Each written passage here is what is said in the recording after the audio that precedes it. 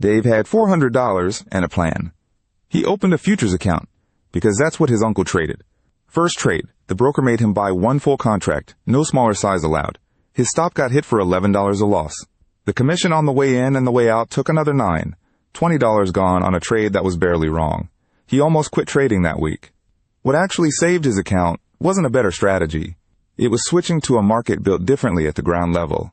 No commission line item, no fixed contract size, and a door low enough that $400 was actually enough to walk through. That market is Forex, and today we open it up piece by piece. Here's the piece that saved Dave $20 a trade. Forex brokers mostly don't charge commission at all. Instead, they quote two prices at once, a slightly lower price to sell and a slightly higher price to buy, called the bid and the ask. That gap is the spread, and it's baked into the price itself, not itemized on a receipt. On a standard account, the spread is a little wider, and that's the broker's entire fee. On a raw or ECN account, the spread gets razor thin, close to nothing, but a small commission gets added back per lot. Same total cost, packaged differently. So when you're choosing a broker, don't just chase the tightest spread number. Check execution speed, regulation, and how fast withdrawals actually clear. A cheap spread from a broker that freezes your withdrawal is not a good deal. Now here's the part that actually trapped Dave.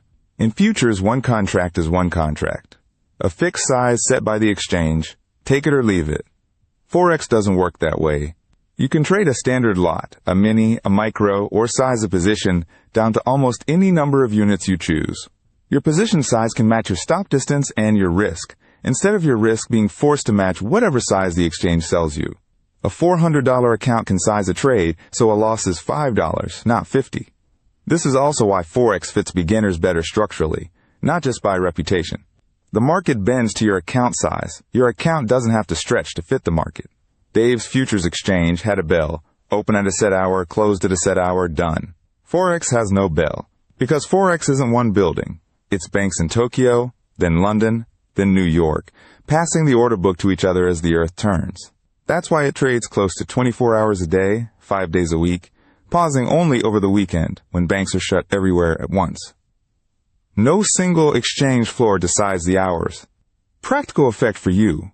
A news event in Asia can move the pair before New York even wakes up, so the chart you check at breakfast may already reflect something that happened while you slept. Try it yourself. Check what time it is right now in London and in New York, and guess which session is actually driving the current move. Quick myth to bust. New traders assume some big bank can just push the Eurodollar wherever it wants. Here's the number that kills that idea. Several $trillion change hands in this market every single day, spread across thousands of banks, funds, and brokers, with no single exchange floor and no single decision maker. Compare that to one stock, where one large fund buying heavily can visibly move the price. In Forex, that same size barely leaves a mark, because the order gets absorbed across a global network of banks and electronic networks called ECNs, all quoting prices and filling orders around the clock. That same network is also why your order gets filled fast. You're not waiting on one exchange's book. You're tapping dozens of liquidity providers at once. The size is what makes the manipulation resistance real, and the decentralization is what makes the liquidity constant. Pause here and guess. With $500 and 50-to-1 leverage, the maximum position you could control, how many dollars is that? $25,000 a position from $500 of your own money.